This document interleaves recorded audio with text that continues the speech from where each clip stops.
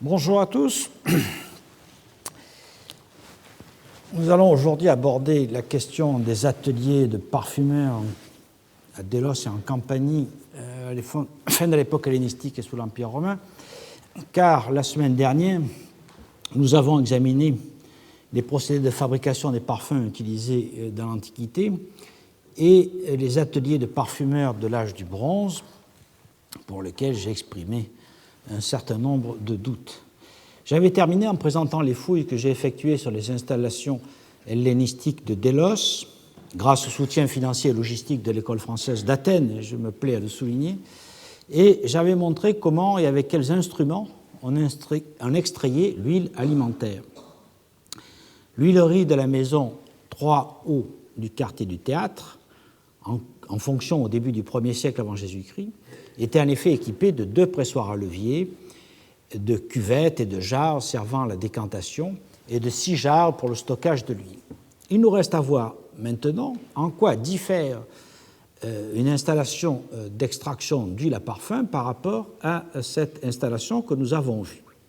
Et cela nous permettra de mieux comprendre et d'interpréter les ateliers d'époque impériale que j'ai eu l'occasion de fouiller ces dernières années en Campanie, c'est-à-dire en Italie du Sud. Alors commençons par un retour à Délos et à l'examen des ateliers de parfumeurs que j'ai pu déceler et identifier principalement dans le quartier du Stade, où on a un très bel exemple selon moi. Le quartier du Stade se situe dans la partie nord de l'île. Vous voyez ici le gros de l'agglomération avec le sanctuaire d'Apollon, l'agora des Déliens, le quartier du Théâtre dans lequel nous nous trouvions la semaine dernière avec l'huilerie 3O qui est ici, et le quartier du Stade, comme son nom l'indique, longe le stade qui est situé dans cette partie-ci et s'étend entre le stade et le rivage qui regarde vers l'île de Mykonos. Le stade forme donc une large terrasse au pied de la colline de Gamila et il a été construit au IIIe siècle avant Jésus-Christ, peut-être dans la première moitié du IIIe siècle. La maison 1B, sur laquelle nous allons parler, est située ici, sur cette diapositive, dans la partie nord du quartier qui a été fouillé. En fait, le quartier s'étend beaucoup plus dans cette partie-là, mais cette zone n'a pas été fouillée. Vous voyez ici l'arasement des murs. Et cette maison 1B, c'est la maison la plus importante du quartier, en tout cas la plus grande.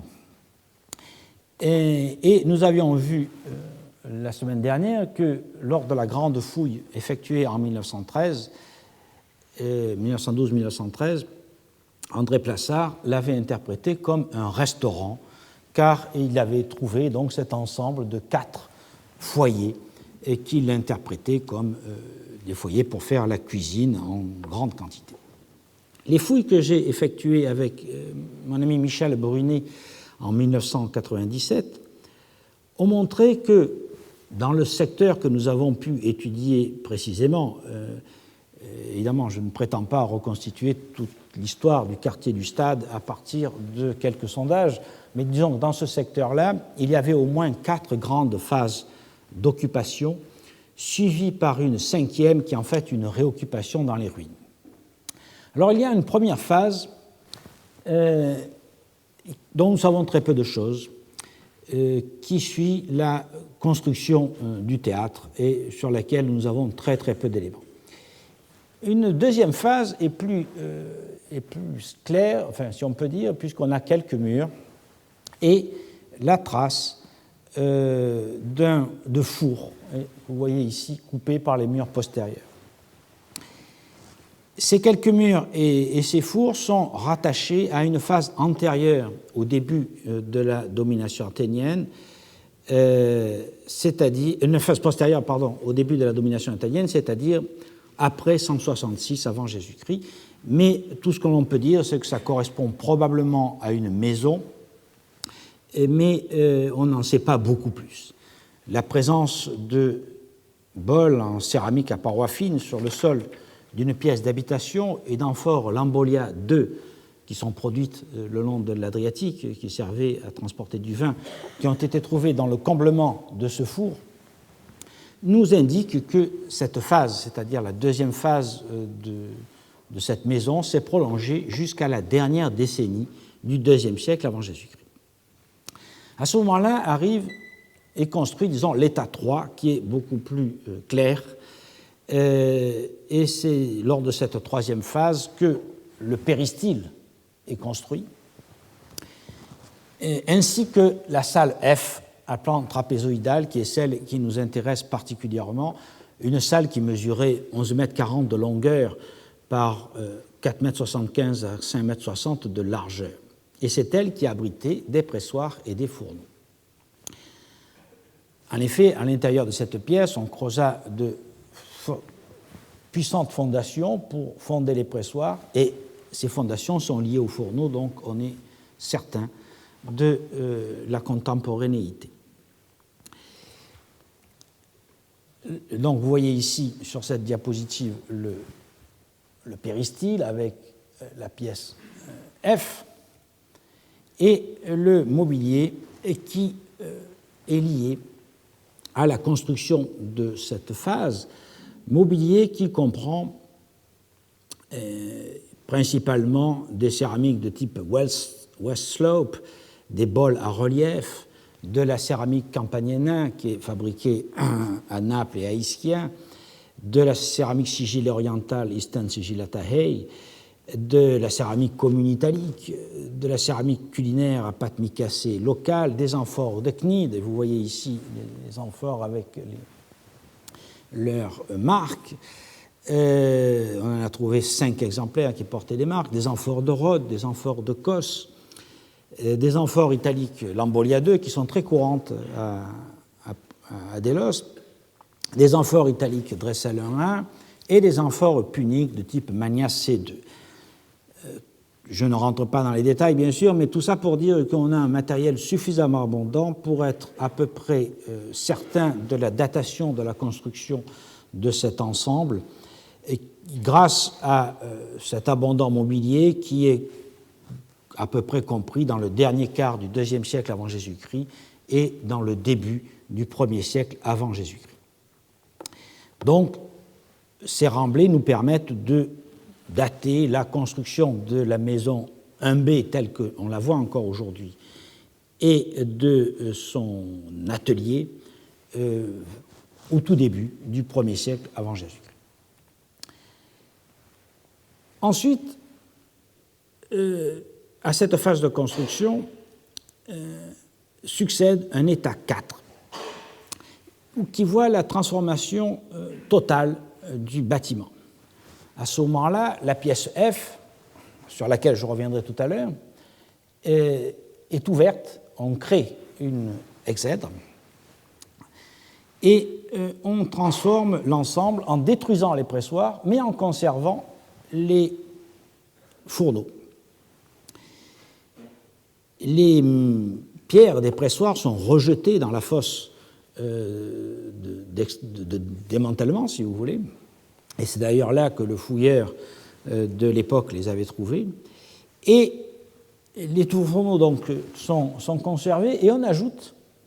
qui bloque d'ailleurs une partie des fourneaux, une banquette maçonnée que vous voyez là, et on construit dans le reste de la maison de longues banquettes maçonnées recouvertes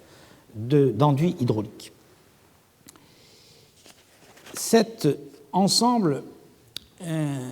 est complété par une transformation majeure qui a consisté à ouvrir une large baie dans le mur de la pièce F, vous voyez ici, et on a remplacé le mur par un ensemble de pilastres et de colonnes reposant sur un stylobate qui est lui-même refait. Vous voyez qu'il y a une modification importante de la fondation. Et on crée donc cette exèdre qui comprend donc deux piliers, deux colonnes ovales et deux pilastres carrés. Des remaniements donc, ont eu lieu dans cette pièce et dans plusieurs pièces, comme je vous l'ai dit. Cette phase, selon moi, pourrait être datable de la période 88-69. En effet, comme vous le savez, Délos a été prise en 88 avant Jésus-Christ par les troupes de Mithridate. Il y a eu certainement des destructions, des changements de propriété,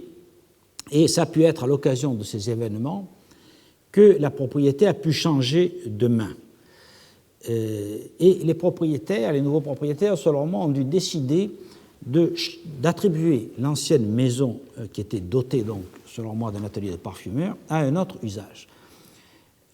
Alors, évidemment, c'est impossible même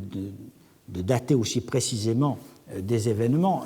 Tout ce qu'on peut faire, c'est une reconstitution. Tout ce que je peux dire, c'est que tous ces événements se passent dans le premier tiers du 1er siècle avant Jésus-Christ, et c'est avec prudence qu'on peut peut-être attribuer à la phase 88-69 ces modifications. Mais nous verrons que la maison étant abandonnée probablement après la prise de Délos par les pirates d'Athénodoros en 69 avant Jésus-Christ, on a finalement disons une fourchette de temps qui est très brève pour placer tous ces événements. Quoi qu'il en soit, donc, au cours de cette période, on a transformé la maison et on a supprimé les pressoirs en gardant donc les fourneaux. Alors, comme je vous l'ai dit, André Plassard y avait vu un restaurant, mais aussi parce qu'à côté des fourneaux, il y avait ces banquettes et il imaginait que les gens venaient manger en quelque sorte en s'asseyant sur les banquettes. Pour ma part, je pense que la transformation de la maison n'est pas liée à la création d'un restaurant, mais plus probablement à la volonté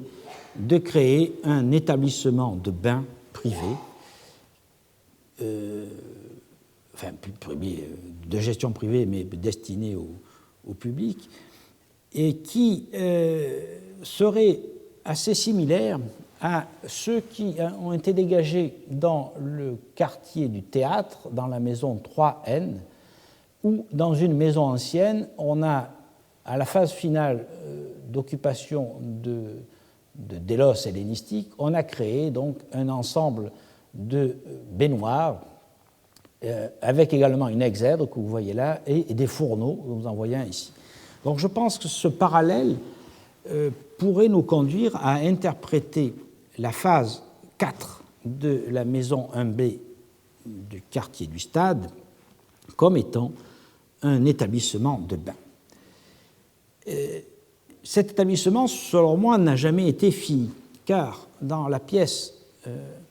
la plus septentrionale de la maison, on a trouvé un ensemble de colonnettes et de supports de table qui étaient livrés en quelque sorte, mais qui sont neuves, comme vous le voyez, qui avaient été livrés par un entrepreneur et qui n'étaient pas encore disposés. Donc je pense que c'était en cours de travaux lorsque Délos a été à nouveau prise et d'ailleurs incendiée en partie par les pirates d'Athénodoros. Après cette phase, la maison elle-même est totalement abandonnée et on a, dans une phase successive, alors que la maison est en ruine, l'occupation uniquement des pièces qui bordent la petite rue qui longeait le stade. On sait que c'est une phase postérieure à l'abandon car les sols de ces pièces sont rehaussés et pour rehausser ces pièces, on a notamment utilisé les colonnes du péristyle qui ont été donc abattues et qui ont servi à rehausser l'ensemble de ce secteur de la maison. Donc, il est vraisemblable que cette phase ultime est postérieure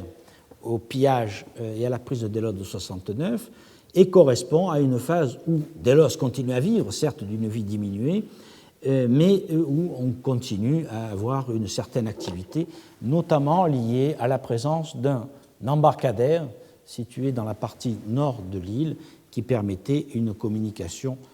aisée avec l'île de Mykonos. Donc, nous avons vu rapidement l'histoire de cette maison à la suite des fouilles que nous avons faites, et nous allons maintenant examiner plus en détail comment fonctionnait, selon moi, cette parfumerie, qui a fonctionné, donc, je vous le rappelle, au cours de l'état 3 de la maison, et donc probablement au tout début du 1er siècle avant Jésus-Christ. D'abord, il a fallu équiper la pièce de 2 pressoirs, et pour les mettre en place, comme vous le voyez sur cette diapositive, on a entaillé le rocher et on a créé ici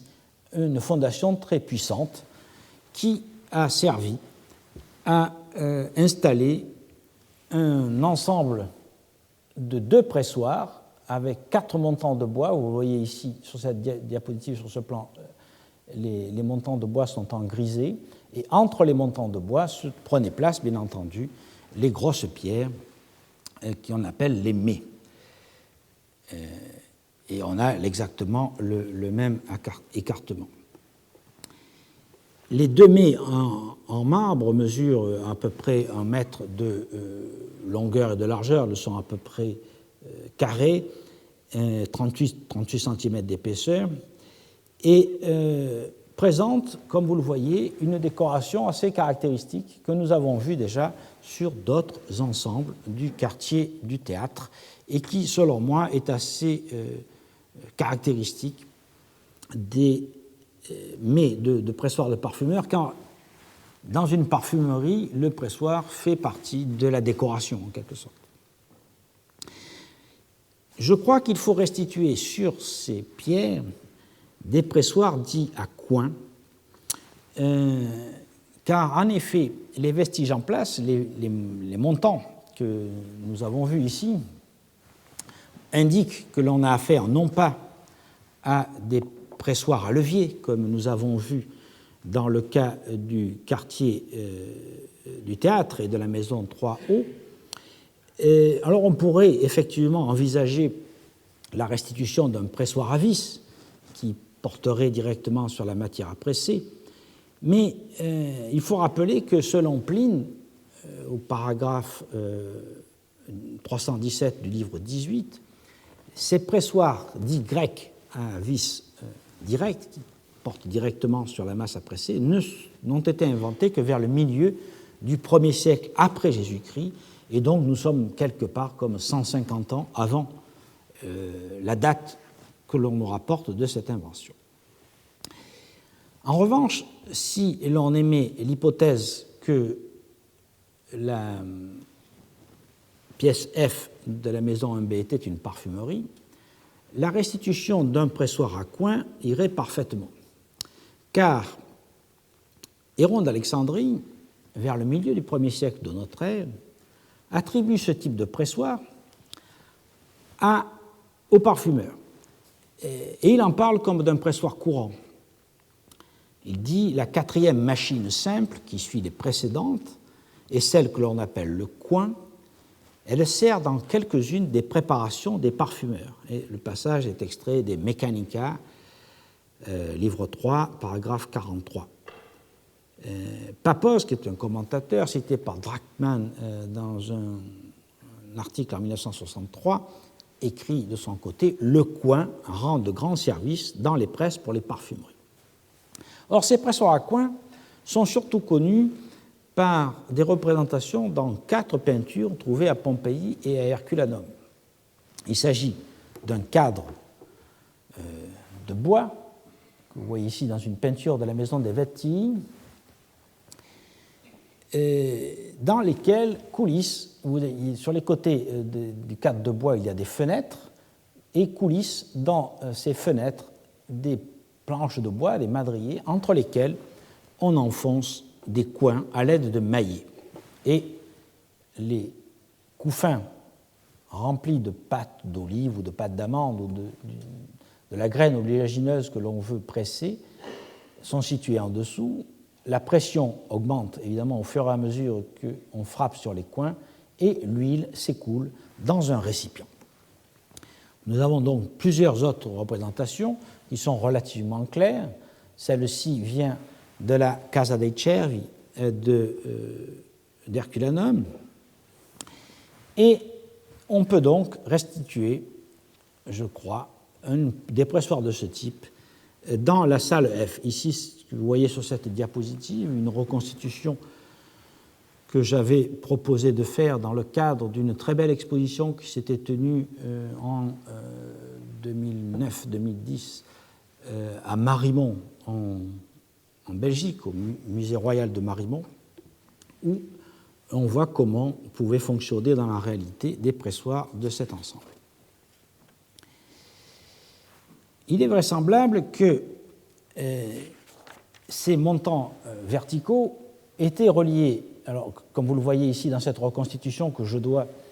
à mon ami Nicolas Brèche,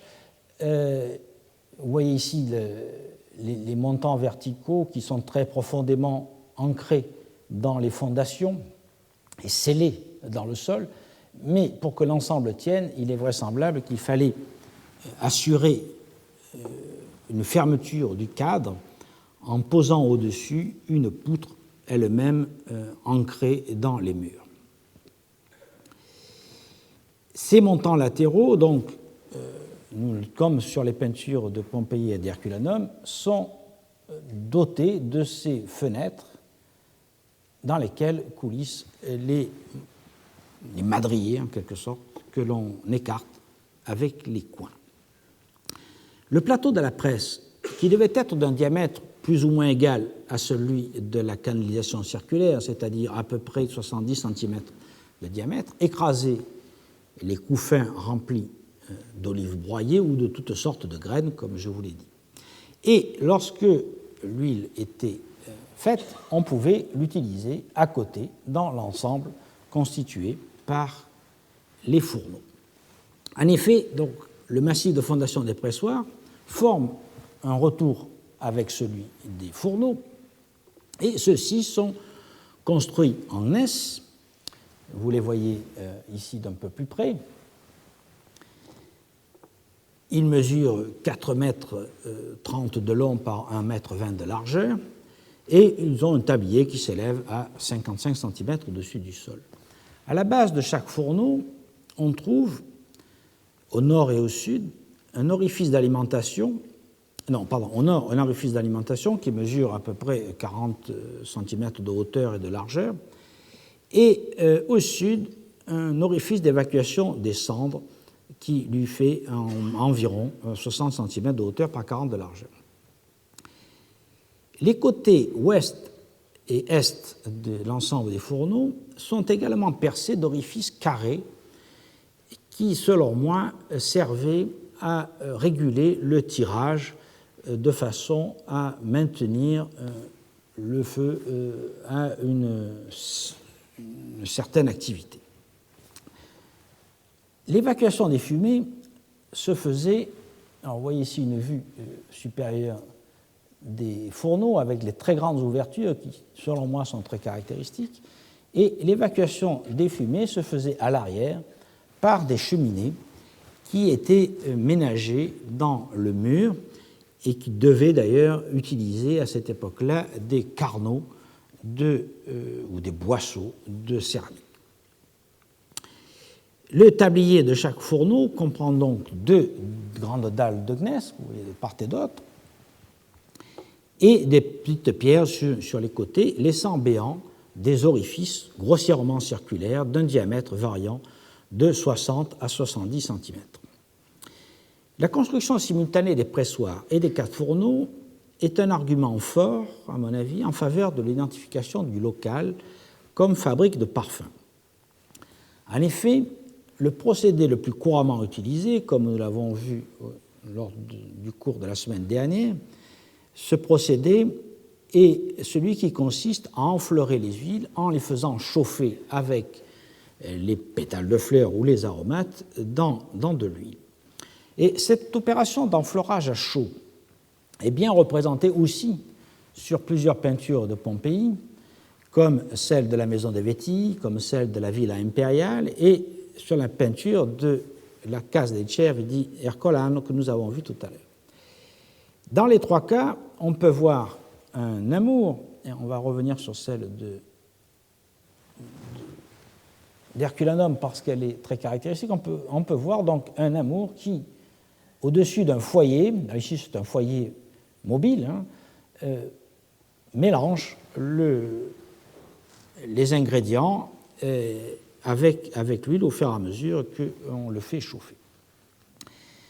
Ce type d'opération d'enfleurage, qui est décrite à plusieurs reprises par Théophraste et évoquée par Dioscoride, a été pratiquée jusqu'à une époque très récente, jusqu'au XIXe siècle et même au début du XXe siècle, dans les ateliers de parfumeurs traditionnels, comme par exemple à Grasse. Et vous voyez ici exactement le même type de fourneau que nous avons à Délos, avec cette surface assez vaste, et surtout, ce qui est très caractéristique, les très grosses ouvertures où l'on posait des chaudrons en cuivre, chaudrons remplis d'eau, à l'intérieur desquels on faisait chauffer au bain-marie les huiles. Donc, cet établissement très fonctionnel, que nous revoyons à nouveau, et bien conservé, nous donne un modèle de ce que devait être une parfumerie à l'époque hellénistique. Et c'est ce modèle que nous allons retrouver dans des conditions de conservation pas toujours aussi bonnes, mais qui permettent quand même une certaine interprétation. C'est ce modèle que nous allons retrouver dans l'Italie du Sud et en particulier en Campanie, pour laquelle j'ai déjà signalé l'importance de la production des parfums qui était soulignée par Pline et qui est également attestée par de nombreuses inscriptions de parfumeurs sur pierre. Archéologiquement, on connaît 3 sites qui ont livré des parfumeries dans cette région. Ah oui, j'avais oublié de vous dire que cette parfumerie du stade est liée bien sûr au stade lui-même, où on avait sûrement une consommation d'huile et peut-être d'huile parfumée, et surtout au gymnase qui est juste à côté, et où là évidemment se trouvait une clientèle potentielle et importante, et donc ça explique probablement la localisation de cette parfumerie en question. Donc, lorsque nous arrivons en Campanie, nous avons principalement 3 sites qui ont livré des vestiges de ce type, c'est-à-dire Pompéi, Herculanum et Paestum. Cette répartition est liée évidemment à la production elle-même de parfums, mais aussi à l'état de conservation, à l'état de dégagement des vestiges qui permet une vision d'ensemble. Il est tout à fait vraisemblable que bien d'autres villes de cette région ou de l'Italie possédaient des parfumeries, mais jusqu'à présent, elles ont été difficiles ou impossibles à localiser, car l'état de conservation ne le permet pas. Je dois dire que pour Pompéi même, comme nous allons le voir, il a fallu longtemps avant qu'on puisse identifier ces vestiges, car par exemple, l'une des parfumeries sur lesquelles je reviendrai tout à l'heure, qui est la parfumerie située à l'adresse 7 4 24 25, a été dégagée dans les années 1820 et n'a été identifiée qu'à partir des années 1980. Donc vous voyez qu'il y a écoulé 150 ans avant qu'on comprenne à quoi on avait affaire. En effet, lorsqu'on parle de Pompéi et au début de recherches sur les parfums antiques, on a surtout utilisé le résultat des fouilles pour le côté illustratif des peintures. C'est par exemple le cas dans l'ouvrage de Blümler, Technologie und Terminologie der Gewerbe- und Kunstber Griechen und Römern, paru à Leipzig en 1912, et qui, après avoir cité les sources littéraires et épigraphiques disponibles sur les parfumeurs, se sert surtout des peintures pour décrire les procédés. Il évoque notamment la peinture trouvée dans la région 7, Insula 7 et à l'adresse numéro 5, qui avait été publié quelques années auparavant par Trendelenburg dans Archäologische Zeitung 1874, une peinture qui aujourd'hui malheureusement a disparu, mais qui est du même style et du même type que celle de la maison des Vétilles. On peut la commenter brièvement. On voit ici un dessin de l'époque. Vous reconnaissez sur le côté le pressoir à coins très caractéristique avec les petits cercles qui indiquent les coins, l'amour qui est en train de frapper sur les coins pour faire l'huile. Ensuite,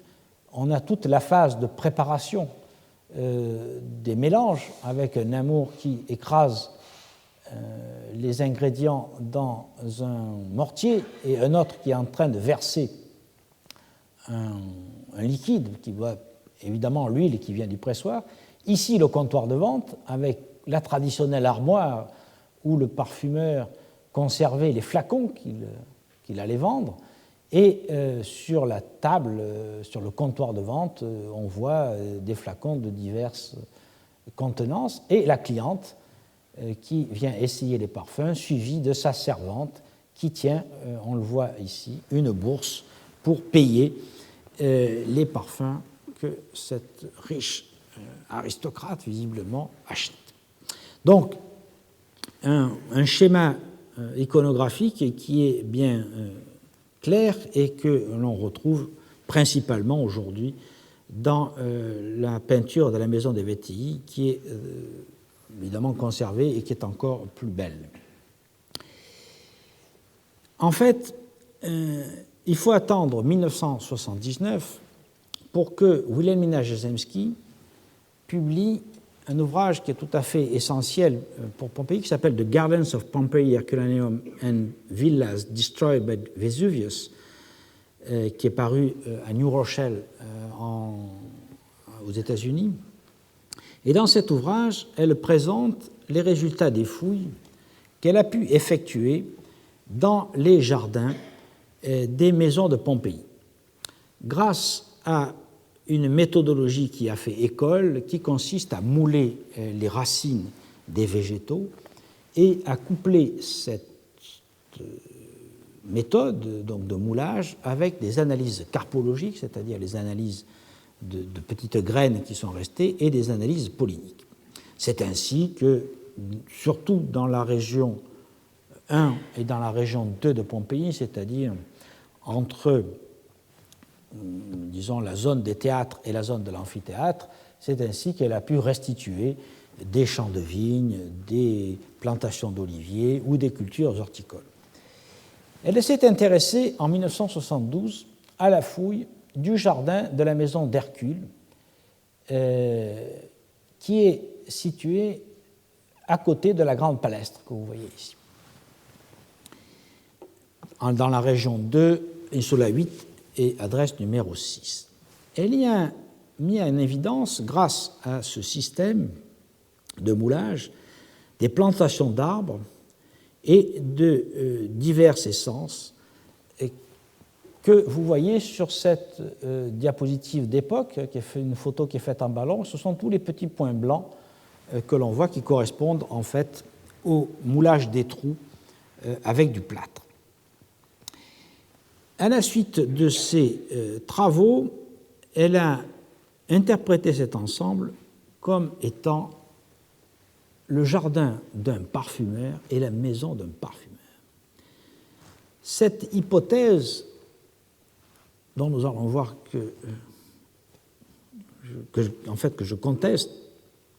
a été ensuite reprise sans aucune distance critique dans un petit ouvrage qui est disponible encore parce qu'il y a eu une nouvelle édition en 2007 de Giordano et Casale et qui s'appelle Profumi e Acconciature in Pompei Antica, qui est un ouvrage de vulgarisation, mais qui contient quand même quelques annotations intéressantes, malheureusement souvent sans suffisamment de critique. Et l'interprétation de Wilhelmina Jarzembski a été aussi suivie sans aucune discussion dans un article d'Antonio Di Simone qui s'appelle Le insule su via di Nocera, l'insula 8 della Reggio 2, publié dans la Revista di Studi Pompeiani 1988, au moment où la surintendance a repris le complément de fouilles dans cette zone et surtout la mise en sécurité et la restauration de ce secteur. Donc,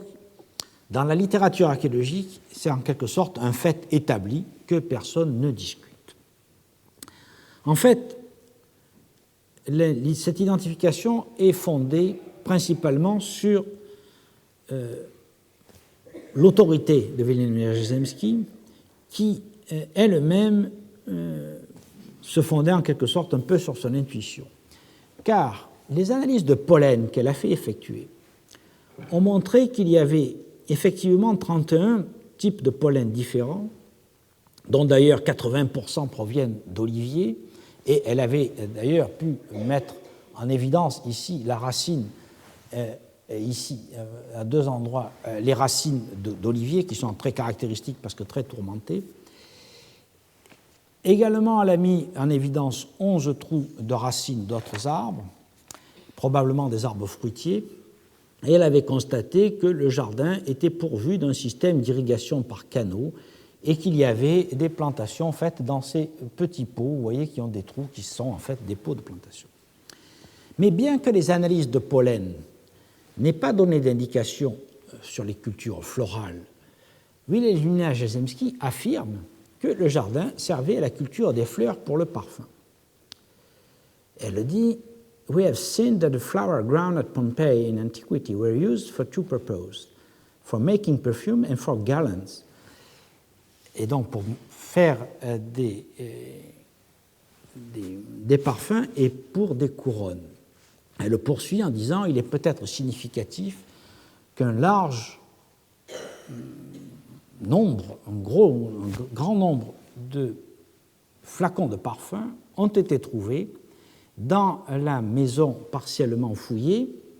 à laquelle appartient le jardin d'Hercule. » Et elle ajoute « Nous avons trouvé des fragments de flacons à parfum en verre dans le jardin, en verre aussi bien qu'en terre cuite. » D'autre part, il y a une preuve, selon elle, que des oliviers étaient plantés et poussés dans le jardin et qui étaient utilisés donc pour faire de l'huile utilisée comme base pour les parfums. Et je finis la citation. Par ailleurs, il y a une mosaïque à l'entrée de la maison qui indique « pras credo », c'est-à-dire « je ferai crédit demain », ce qui semble indiquer que la maison comportait une boutique de vente. Et elle conclut en disant « Est-ce qu'il est possible que cette maison soit aussi un meeting place, un lieu de réunion pour ceux qui étaient engagés dans la production et le commerce des parfums. Les membres de cette corporation avaient peut-être l'habitude de se réunir à cet endroit-là spécialement pour des fêtes. Et elle en voulait comme indice la découverte de pièces d'or qui ont été trouvées dans le jardin et qui indiqueraient que les propriétaires avaient des moyens relativement importants et qu'ils avaient suivi les conseils des agronomes antiques, obtenant en quelque sorte une honnête aisance dans la production des fleurs dans son jardin et la production des parfums. Alors je crois que, quelle que soit l'admiration que l'on porte au travail de Wilhelmina Jarzembski, qui, pour beaucoup de façons, a révolutionné notre manière d'étudier et de fouiller les espaces urbains non bâtis, c'est-à-dire les jardins, les cours, il faut quand même bien reconnaître que son interprétation du jardin d'Hercule et de la maison attenante va très au-delà de ce que les observations faites sur le terrain autoriseraient. Je rappelle que dans les analyses de pollen, il n'y avait pas de pollen de fleurs. Donc dire qu'on a utilisé le jardin pour faire pousser des fleurs employées en parfumerie est déjà abusif. D'autre part, comme nous l'avons vu sur cette photo,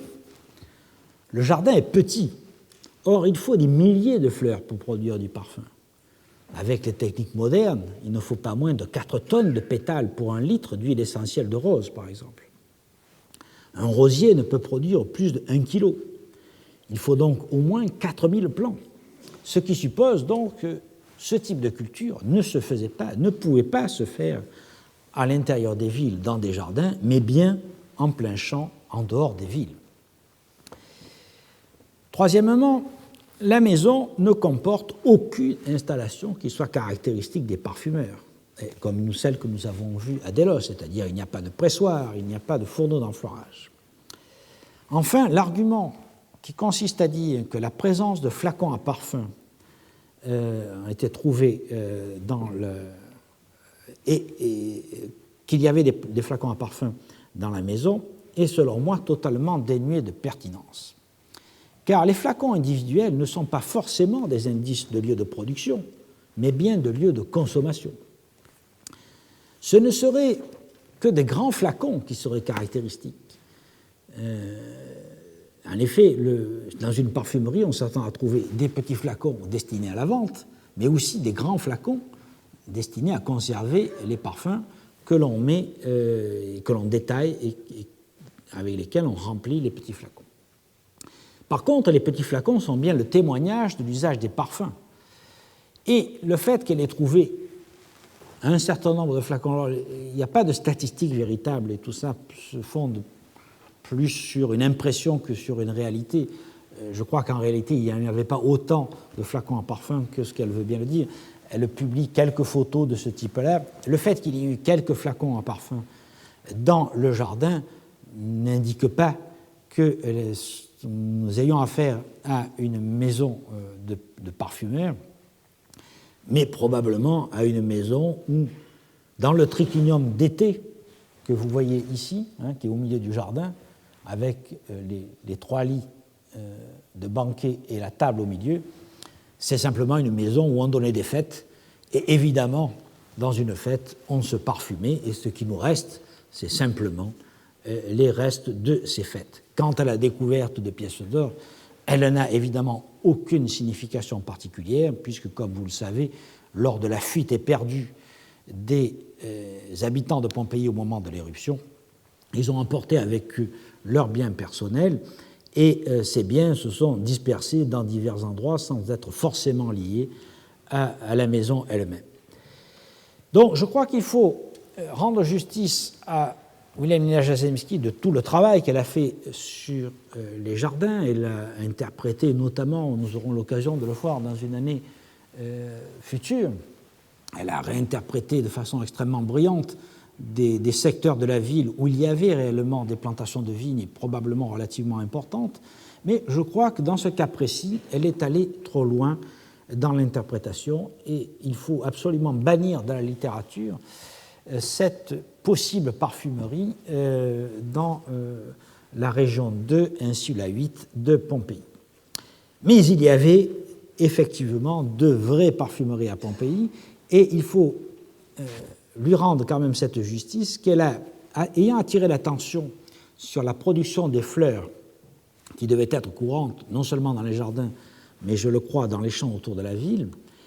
elle a proposé d'interpréter le pressoir de la région 7 insula 4 à l'adresse 24-25 comme étant un pressoir de parfumeur, et c'est elle la première qui l'a fait. Cette culture des fleurs à Pompéi et dans la région, évidemment, répond complètement aux recommandations des agronomes, déjà chez Caton dans le De Agricultura en 8.2, puis chez Varron au livre 1, paragraphe 16, qui dit qu'il est profitable de cultiver des roses, des violettes à grande échelle en ville et dans les jardins, et surtout chez Pline, dans le livre 21, presque tout au long du livre, et notamment entre le paragraphe 1 et le paragraphe 22, qui insiste sur la culture des roses, des lys, des violettes, mais aussi du genêt, du lierre, dont on faisait les couronnes, mais aussi qu'on utilisait pour enfleurer les parfums. Il est dit très clairement pour la rose, en 25, au livre 21, paragraphe 15. Il le dit aussi pour le lys, dont il dit qu'on fait le lyrinone, en 21, paragraphe 22, et pour l'iris, au livre 21, paragraphe 42. Donc, tout ça, c'est sur cet aspect très important et certainement, d'un point de vue économique, très rentable, que Wilhelmina Jarzembski a attiré l'attention, et donc en proposant de voir dans ce pressoir anciennement fouillé un pressoir à parfum. Cette presse est située dans la Via dei Lugustali, c'est-à-dire dans cette rue qui est immédiatement au nord du Forum. Et elle avait fait simplement, Wilhelmina Jarzembski avait fait une mention dans son ouvrage de cette possibilité, et l'hypothèse a été ensuite développée avec brio par David Mattingly dans un article intitulé Painting Presses and Perfume Production at Pompeii, paru dans Oxford Journal of Archaeology en 1990, page 33-56. Le point de départ de Mattingly est l'analyse détaillée des peintures de Pompéi et d'Herculanum que nous avons eu déjà l'occasion d'évoquer à plusieurs reprises, qui représentent les parfumeurs au travail, et notamment donc la peinture de la maison des Vettii. Donc ici, sur cette diapositive, vous avez une vue de la maison des Vettii qui est dans un état de conservation exceptionnel, fouillée à la fin du XIXe siècle. Malheureusement, aujourd'hui, depuis presque une dizaine d'années, en cours de travaux de restauration, car la maison avait subi des dommages à la suite d'une presque un siècle de visites continues. Et donc, on attend sa réouverture. Donc, vous voyez ici le jardin, et dans le cul, c'est-à-dire dans la pièce, dans la grande salle à manger qui ouvre sur le jardin, il y a des frises très intéressantes qui représentent des amours en train d'accomplir des activités techniques et de nature économique. Alors, on a aussi bien la fullonica, c'est-à-dire le foulage des tissus, la vendange, des amours qui sont en train de forger ou peut-être de faire des bijoux, etc. Et il y a une frise extrêmement bien claire sur la fabrication des parfums. Et vous voyez qu'on a exactement le même schéma que dans la peinture perdue à la fin du XIXe siècle, avec le pressoir à coin ici, la phase de l'enfleurage sur le fourneau symbolisé par ce trépied et ce feu qui est ici, la phase du mélange des ingrédients dans un mortier, le comptoir de vente qui est particulièrement intéressant parce qu'il présente d'autres instruments typiques du parfumeur que sont la balance que tient le petit amour, que sont les recettes, et donc sur le comptoir de vente il y a un papyrus, et on voit derrière l'armoire avec les flacons, et la cliente en train d'essayer le parfum, suivi de sa servante qui, dans cette circonstance, ne porte pas une bourse, mais porte un éventail. Donc on peut penser que la scène se produit pendant l'été. Alors il y en a d'autres. Une autre qui est conservée au Fitzwilliam Museum de Cambridge, que vous voyez ici, qui représente un pressoir à coin, et donc qui est seulement un fragment d'un ensemble certainement du même type. Et enfin, celle que nous avons déjà vue de la Casa dei Cervi à Ercolano, qui a été trouvée le 13 août 1748, qui a d'abord été interprétée comme une presse à vin, d'ailleurs, assez curieusement. Et on imaginait, je suppose, que l'on faisait cuire le defrutum dans le fourneau qui est à côté, et puis qui a été enfin interprétée par tous les auteurs comme une presse à huile. Mattingly a souligné que cette presse à coin, dont nous avons vu à plusieurs reprises, ne fait pas partie de l'équipement rural qui est décrit par les agronomes. Et effectivement, on ne le trouve jamais décrite dans les installations, par exemple chez Caton ou chez Columel. Et il a souligné que le vin et l'huile étaient produits partout, dans des presses à levier, et partout, et singulièrement dans toutes les fermes qui étaient situées aux alentours de Pompéi et d'Herculanum et qui étaient ensevelies par le Vésuve, et dont nous avons donc une image très claire. Et il a donc bien montré que l'utilité de ces petites presses urbaines était de faire de l'huile, particulièrement en été, lorsque les huileries normales étaient fermées, afin d'obtenir donc une huile de base qui avait une basse viscosité et qui ne nécessitait pas de produire de grandes quantités. Et pour ce faire, donc, pour faire cette huile, il ne fallait pas de grosses installations de broyage, on pouvait se contenter de broyer les olives dans un mortier. Mattingly a rappelé les découvertes d'autres mets de pressoir dans la ville, aux abords du Forum, dans une maison située en 7-4-51, sur laquelle on a très peu de renseignements parce que ce sont toujours des fouilles anciennes, et une autre dans le péristyle au nord de la maison des Capitelli di Pinti, qu'on appelle aussi Casa di Ariana, sur laquelle nous reviendrons, une autre en 7-14-14,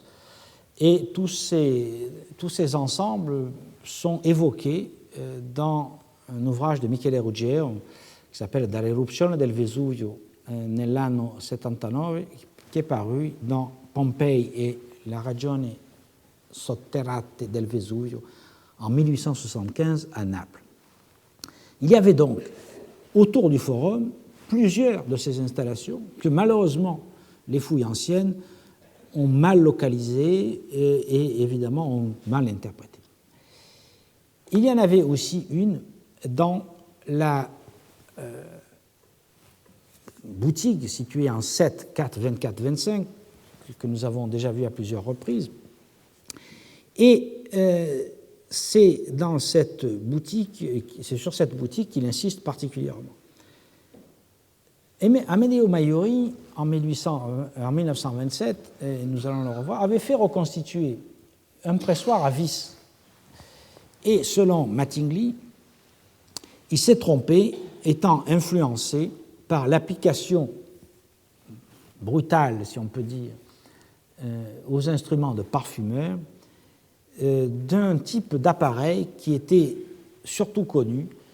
dans les fouloniquets, c'est-à-dire dans les fouleries où on lavait et on préparait les tissus et les vêtements. Et notamment, selon Mattingly, Maiuri aurait été influencé par la très célèbre peinture de la foulonica dite de Veranus Ipsaeus, que vous voyez ici, qui est conservée aujourd'hui au musée de Naples et qui représente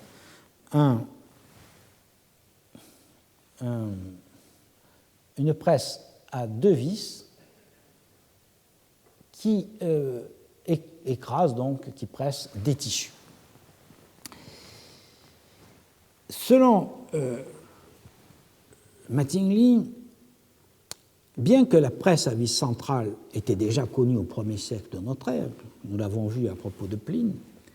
il est tout à fait illégitime d'en conclure qu'elle était universellement répandue dans le 3e quart du 1er siècle. Et Mattingly considère donc que le témoignage des peintures assure que les presses à vis étaient bien utilisées par les teinturiers, mais pas du tout par les parfumeurs. Et il propose donc de restituer une presse à coin à la place où Maiuri avait reconstitué une presse à vis. La donne sur ce point précis a changé totalement grâce aux travaux de Nicolas Montex. Au cours des recherches préparatoires à sa thèse de doctorat, qui a été publiée l'année dernière sous le titre « Les lieux de métier, boutiques et ateliers d'Herculanum » paru à l'École française de Rome, Nicolas Montex a examiné l'ensemble de la documentation concernant les boutiques d'Herculanum et il s'est notamment fondé non seulement sur la grande publication d'Amedeo Maiuri qui s'appelle Ercolano e Nuovi Scavi, paru en 1958, mais surtout sur les archives de fouilles qui étaient tenues par les contremaîtres qui suivaient la fouille. Et il s'est rendu compte à plusieurs reprises qu'il y avait une discordance nette entre ce que publie Maiuri dans son célèbre ouvrage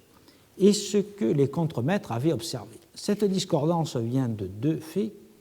La première, c'est que Amedeo Maiuri, comme vous le savez, était le très célèbre surintendant de Naples, et il avait en charge un secteur énorme, allant des champs phlégréens à Pompéi, en passant par Herculanum. Et même si Herculanum était l'un de ses lieux favoris de recherche, était en quelque sorte sa vraie fouille, puisque c'est lui qui, grâce au fonds débloqué par le régime fasciste, c'est lui qui peut dégager à l'air libre un secteur entier de la ville d'Herculanum, alors que jusqu'alors on avait exploré la ville par des tunnels. Même s'il y va relativement souvent, il n'est pas en permanence sur le terrain. Alors, évidemment, il n'est pas là pour observer en permanence. D'autre part, l'autre discordance vient du fait que les contremaîtres et les ouvriers, voulant flatter le grand savant, avaient tendance à faire des mises en scène et donc à rassembler des objets pour que ça lui fasse plaisir en quelque sorte. Et donc, assez souvent, on a une discordance très nette sur le lieu de provenance des objets, sur ce qui a été trouvé, etc. En ce qui concerne la presse à vis carbonisée, qui a été trouvée dans la maison 3, dans la maison de la région 3 sous la 10, et donc à l'angle nord-est de la Casa del Tramezzo di Legno, que un certain nombre d'entre vous ont certainement visité. En ce qui concerne cette presse, Maiuri l'avait publiée comme une presse de foulon, toujours pour la même raison, car ça ressemblait en quelque sorte à la presse de Veranius Ipsaius. Et personne n'a remis en cause cette identification qui semblait acquise, car on n'avait finalement pas tellement de raison d'en douter. Sauf que Nicolas Montex, grâce à ses recherches dans les archives, a pu prouver que le pressoir était en fait destiné à extraire un liquide. Car ce que Maiuri n'a jamais dit, et peut-être même jamais vu finalement, c'est qu'il y avait au pied de la presse une cuve qui a été immédiatement rebouchée et comblée. Cette petite cuve n'est connue que par les archives, et il faudrait évidemment enlever le sol qui a été construit par la suite pour permettre aux visiteurs de visiter, il faudrait l'enlever pour s'en assurer, éventuellement faire des analyses. Par ailleurs, mon texte a pu constater que la presse elle-même comportait des rigoles sur le plateau de presse en bois qui, évidemment, servaient à canaliser le liquide qui s'écoulait dans la petite cuve. Il en tire donc la conclusion que la presse publiée comme une presse de foulon était bien une presse pour extraire un liquide. Vu le type, vu l'emplacement, il est probable à nouveau que l'on a affaire à une presse de parfumeur.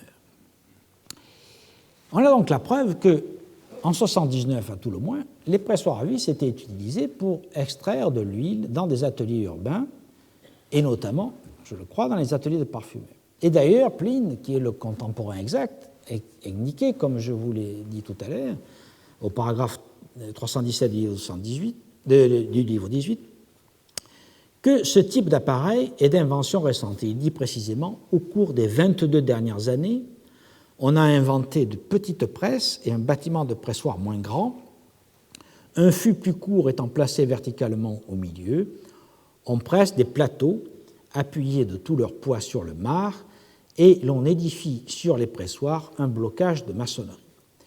Là, en l'occurrence, on n'a pas affaire à une presse qui est intégrée dans un mur, mais dans un système qui forme un cadre très, très solide qui est ancré dans la partie basse, dans les fondations, un peu comme ce que nous avons vu à Delos. Dans le cas du pressoir donc, qui nous occupe, celui de 7-4-25, étant donné sa configuration, je crois qu'on ne peut pas trancher entre un pressoir à vis ou un pressoir à coin. Mais à Paestum, comme nous allons le voir tout à l'heure,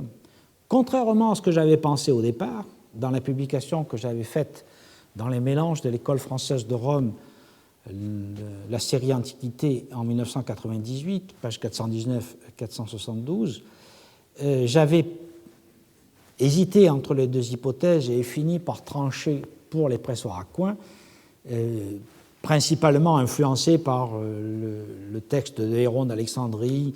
et par l'argumentation de David Mattingly qui disait que ce n'est pas parce qu'on a une invention quelque temps auparavant qu'elle est immédiatement répandue partout. Et maintenant, je pense très fermement que, comme nous allons le voir tout à l'heure, on n'a pas affaire à un pressoir à coin, mais à un pressoir à vis, tout simplement parce que,